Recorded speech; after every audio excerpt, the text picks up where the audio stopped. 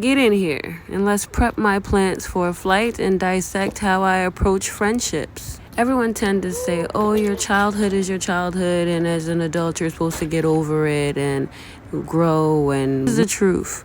But the thing is, your childhood actually shapes you, and you have to take every opportunity you can to maneuver through your feelings and how you grow and how you view things as you're navigating life. Whenever I make new friends, I always find it very important to tell them about my childhood and how I was an only child for 14 years before my little brother even popped up. So I already have set boundaries and things that I do tolerate and do not tolerate in my friendships and my relationships, because psychologically when siblings grow up together, they have a way of communicating or not communicating, toxic or healthy, and because they get away with it and they know the relationship is permanent, they don't feel like they have to talk things through. I can't be that way. I have been walking, talking, and potty trained since I was 10 months. I was born to socialize. I am here to interact with other humans.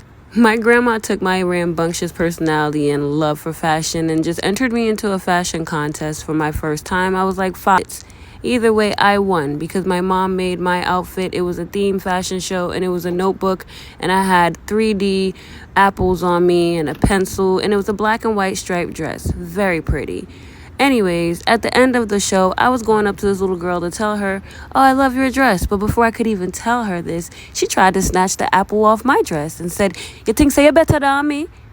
And I was completely taken aback. This is my first time ever experiencing anything like that. So I tell my grandmother, and she goes, Kadian, some people just envious some bad man, don't make it bother you. Don't make it bother you. Come, let me buy you a kisko. That feeling was embedded in my heart. That day, I never want anybody to ever make me feel like they are better than me to the point that I will try to snatch something from them or be mad at what they have or what they won. So I took that feeling with me, and I still carry that deep, deep in my heart. So I learned at an early age having jealousy or envy for anybody was just not my cup of tea. And my baseline for a really good friendship was my first best friend. Her name was Marsha.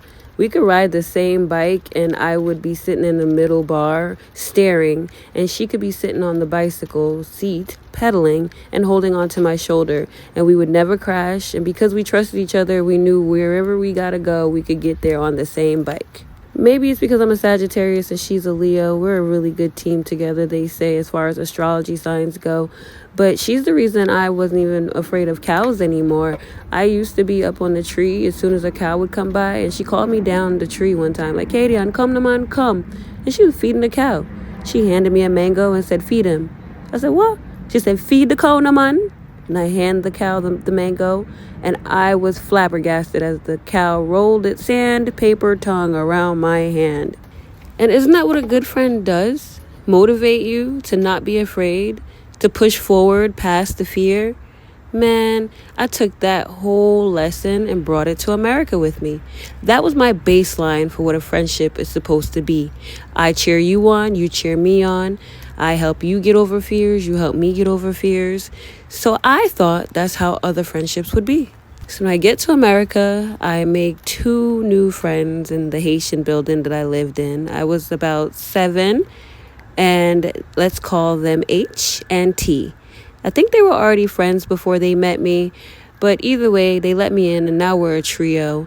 And we were pretty cool. We even made it all the way up to teen years. But at 16, we all started doing our own thing. So basically, that's when everything starts getting hectic. You know, I want to go on dates, and my mom's telling me, no, you cannot date, you're too young. This dude that was about 19 was trying to make me his girlfriend. So I'm like, I want to go on a date with him. Can I go to the movies? Mommy's like, no. So I was like, fine. I hit up H and say, yo, I'm going to tell mommy I'm coming to your house, but I'm going to the movies. I'm going on this date. H says, okay, like there's nothing wrong. No signs of any issues or, grievances. So I go on the date. I'm coming back around 8:30, and my mom is calling my cell phone. My mom never calls my cell phone. So I immediately call H like, hey, why is my mother calling me? What happened? And she's like, oh, I called your house and asked for you. I'm like, why would you do that, H? And she's like, click.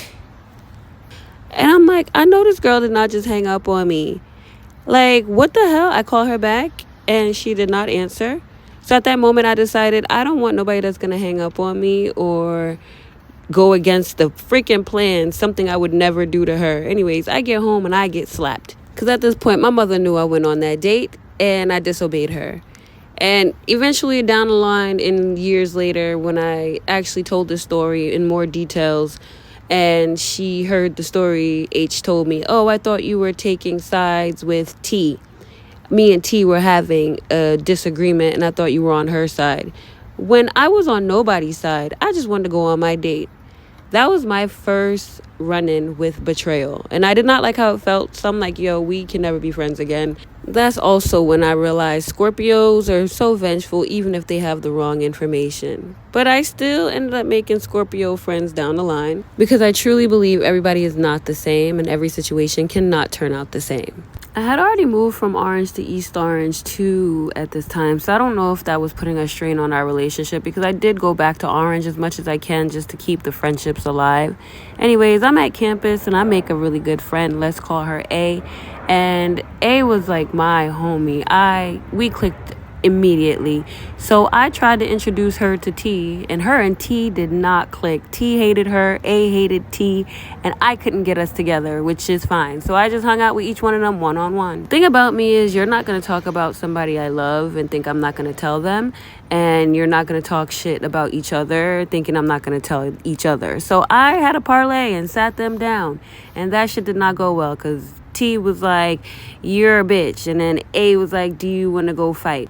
I'm like, I don't understand how y'all all can have mad friends that y'all be bringing me around, but then when I try to introduce y'all to my friends that I actually like, that y'all can't match. Like, it's just not clicking. We were doing a parlay at A's whole friend house that had like 4 other people in the room, and then T always has me around mad other female friends. So it's like I'm trying to understand why I can't have my friend group too. Why can't I have a group too? It just didn't work. Let's fast forward to first year of college. I'm about 18. I'm in the bursar office. I run into a girl that remembers me from middle school. I remember her face, but she remembers me because I was the girl that dated a dude that she claimed she dated after me. And she told me this like 2 years into our friendship. I should have seen that as red flag number 1, but I didn't. And then I introduced her to my crew after walking out of the bursar office. You know, A was down there and I had my best friend, a guy friend, L. So, you know, he was down there too. I figured she would need friends and she just came back to the United States. So that was nothing to me. Thing about me is I fill people out. So I definitely was not hanging out with her as much as A was hanging out with her. And she asked A, like, "Yo, why Katie don't hang out with me as much?" And A was like, "Yo, don't worry about it. Katie just be filling shit out and she got her own things going on. So don't worry about it. She'll come around." A also had a friend named C, but we're going to call her CE. So they would all hang out together and we would be around. So it'd be all 4 of us, me, A, CE, and C. So we'd go party, we'd do things. And I remember A told me, "Yo, why is C trying to talk to your ex?" And I'm like, "What? I don't even care." But this was an important ex that we all hung around, that we saw. But that should have been red flag number 2 because I would never talk to a friend's ex. You understand me? Anyways, eventually the group fell apart because C apparently told A's personal, like, secret to other people that weren't supposed to know anything, and A flipped out and stopped talking to her. So I was like, okay, well, I'm not going to stop talking to somebody because you stopped talking to somebody. Like, I've never done that. I understand. So I won't talk about you with her, and she better not talk about you to me, which is a hard boundary that I kept. Honestly, after red flag number 2, I should have ended the friendship with C, but we continued on into our mid-20s, and boy, should I have listened to my gut feelings. I should have. I will tell those stories later because C eventually set me up. Yeah, over jealousy. Crazy. I got it through, y'all. Yeah, I got him through.